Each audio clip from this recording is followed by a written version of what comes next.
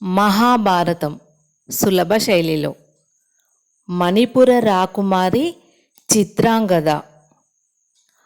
ఆ విధంగా ఆర్యావర్తనంలోని పుణ్యతీర్థాలను క్షేత్రాలను సంపూర్ణంగా దర్శించి అర్జునుడు అనంతమైన పుణ్యాన్ని ఆర్జించుకున్నాడు. సరిగ్గా అప్పటికి 12వ మాసం అతిక్రమించడం వల్ల భక్తితో పితృదేవతలకు సంతర్పణ చేసి తల్లి అన్నలను స్మరించుకొని తమ్ముళ్లకు ప్రియం పలికి తన తాపస వేషం తీసివేశాడు అర్జునుడు. క్షత్రియోచిత దుస్తులను మణిమయ భూషణాలను ధరించి రెండవ మహేంద్రునిలా వెలిగాడు.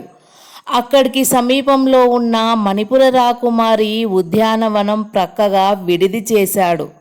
ఇష్టాన్నాలు ఆరగించిన తరువాత చల్లగాలిని సేవిస్తూ ఒంటరిగా ఆ ఉద్యానవనంలోకి ప్రవేశించాడు. అక్కడ రాకుమారి చెల్లులతో వనవిహారం చేస్తూ ఉందని, పరులెవ్వరూ లోపలికి వెళ్ళరాదని అడ్డం చెప్పబోయిన కావలి వాళ్లను నిర్లక్ష్యం చేసి తిన్నగా లోపలికి ప్రవేశించాడు. కాంతా సహస్రంతో ఆటలాడుకుంటున్న ఒక అపురూప సౌందర్యవతిని చూసి చిన్నగా నవ్వుతూ దగ్గరగా వెళ్ళాడు అర్జునుడు. హఠాత్తుగా అక్కడికి మారసుందరుడైన యువకుడు రావడంతో విభ్రాంతిపడి రాకుమారి చెలికత్తలతో కూడా ఆటలు చాలించి భక్తితో అర్జునునికి స్వాగతం చెప్పింది. మహాపురుష, మీరెవ్వరో దివ్య పురుషుల్లా ఉన్నారు.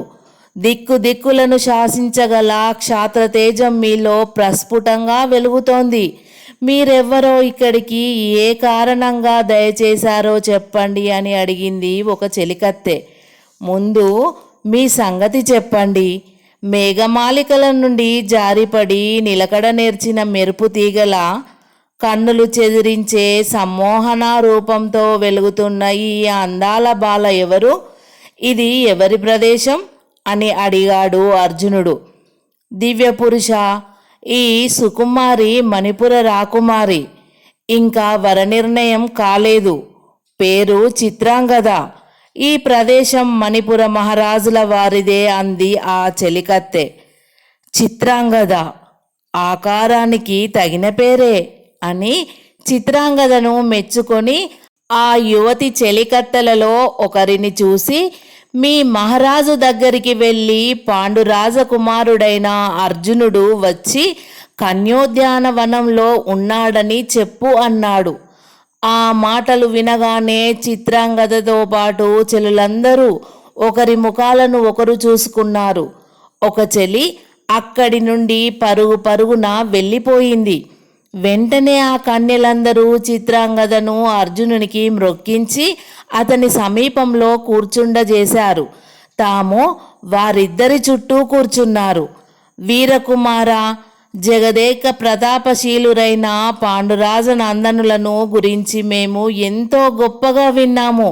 ధనుర్ధరాగ్రేసర చక్రవర్తి అయిన నిన్ను చూసి మా కన్నుల కలిమిని సార్థకం చేసుకున్నాము అంది ఒక చెలికత్తె పార్థుణ్ణి చూస్తూ. నేను కూడా మీ రాజ్యం చేరి కృతార్థుణ్ణి అయ్యాను. మీ రాజపుత్రుని చూసి నా మనసు మహదానందం పొందింది. పుణ్యతీర్థాలు సేవించిన ఫలమంతా ఇక్కడ ప్రాప్తమైతే నేను నిజంగా గొప్ప అదృష్టవంతుణ్ణి అన్నాడు అర్జునుడు. మహారాజపుత్ర, అదృష్టం మా యువరానిది అని ఆ చెలికత్తె అనగానే అంతవరకు ఓరచూపులతో అర్జునుడి శరీర సౌందర్యాన్ని తనవి తీరని తృష్ణతో తాగుతున్న చిత్రాంగద సిగ్గుపడి చిరునవ్వుతో తలవాల్చుకుంది. వాళ్ళు అలా మాట్లాడుకుంటూ ఉండగానే మణిపుర మహారాజైన చిత్రవాహన నరేంద్రుడు మంత్రి పురోహిత ప్రభుతులను వెంటబెట్టుకొని మంగళతూర్య రవాలతో అర్జునునికి స్వాగతం చెప్పడానికి ఉద్యానవనానికి వచ్చాడు. తనను నమస్కరించిన కూతురిని ఆప్యాయంగా చేరదీసుకొని చిరునవ్వుతో తనను చూస్తున్న అర్జునుని చూస్తూ, కుంతి కుమార, లోకమాన్యుడవైన నీ ఆగమనం వల్ల నా రాజ్యం పూజ్యమైంది, నా వంశం పావనమైంది. నగరికి వచ్చి నా సత్కారాలు స్వీకరించి నన్ను ఆనందింపజేయి అన్నాడు ఆ మహారాజు. అర్జునుడు చిత్రవాహనుని భటుణ్ణి పంపించి తన పరివారాన్ని, మిత్రులను, బ్రాహ్మణులను అక్కడికి పిలిపించుకున్నాడు. అందరూ కలిసి చిత్రవాహనుని పట్టణమైన మణిపురం వెళ్ళారు. చిత్రవాహనుడు అర్జునుని రాకకు సంతోష సూచకంగా పట్టణమంతా ఉత్సవాలు చేయించాడు. మణిపుర ప్రజలంతా పురుహూత పుత్రుని దివ్యమంగళ విగ్రహం చూసి పొంగిపోయారు. అర్జునుడు చిత్రాంగదుణ్ణి అతిథి అయి సుఖంగా మణిపురంలో కొన్ని రోజులు గడిపాడు. ఈ లోపల చిత్రాంగద, అర్జునుడు అమరికలు లేకుండా తమ వివాహం గురించి మాట్లాడుకున్నారు.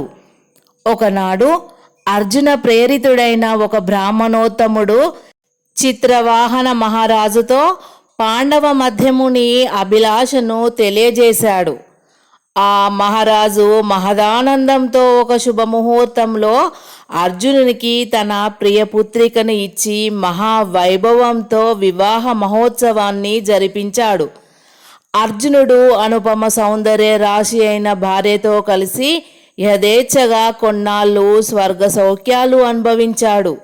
కొంతకాలానికి చిత్రాంగద నెలతప్పింది. ఆస్థాన జ్యోతిష్కులు ఆ సౌభాగ్యవతికి అర్జునుణ్ణి మించిన పరాక్రమవంతుడైన పుత్రుడు ఉదయిస్తాడని చిత్రవాహనునికి చెప్పారు. మహారాజు ఆనందంతో పరవశుడైపోయాడు. భార్యను తీసుకొని తన దేశానికి వెళ్ళడానికి ఆయత్తపడుతున్న అల్లుణ్ణి సమీపించి చిత్రవాహనుడు, నాయనా అర్జున, ఒక చిన్న మనవి కాదనకుండా తీరుస్తావనే ఆశతో అడుగుతున్నాను అని అన్నాడు. మామగారు, మీరు నా తండ్రి వంటివారు, ఏం కావాలో ఆజ్ఞాపించండి అన్నాడు అర్జునుడు వినయంగా. నీ పుత్రుడు ఈ మణిపుర మహారాజు కావాలని నా అభిలాష, అందుకని అని ఆగాడు. ఓహో, దౌహిత్రుని దత్తత తీసుకోవాలనుకుంటున్నారా? అలాగే కానివ్వండి అని అంగీకరించాడు అర్జునుడు. చిత్రవాహనుడు అర్జునుని విశాల హృదయాన్ని అభినందించుకున్నాడు. అనంతరం ఫల్గునుడు తన వియోగానికి దుఃఖిస్తున్న భార్యను ఓదార్చి మామగారికి నమస్కరించి తక్కిన మణిపుర మంత్రి పురోహితాదులకు ప్రణమిల్లి మిత్రులను, పరివారాన్ని వెంటబెట్టుకొని అక్కడి నుండి బయలుదేరారు. అపారమైన రత్న వైడూర్యం, మరకత, మాణిక్య, నీల, గోమేదిక, పుష్యరాగాది నవరత్న రాసులను, రథ, గజ, తురగ పదాతులను, ఇంకా ఎన్నెన్నో కానుకలను అల్లునికి సమర్పించాడు చిత్రవాహనుడు. అర్జునుడు మామగారు ఇచ్చిన అపారమైన ఐశ్వర్యాన్ని వెంట తీసుకొని సపరివారుడై కొన్ని దినాలకు సౌభద్ర తీరం చేరుకున్నాడు.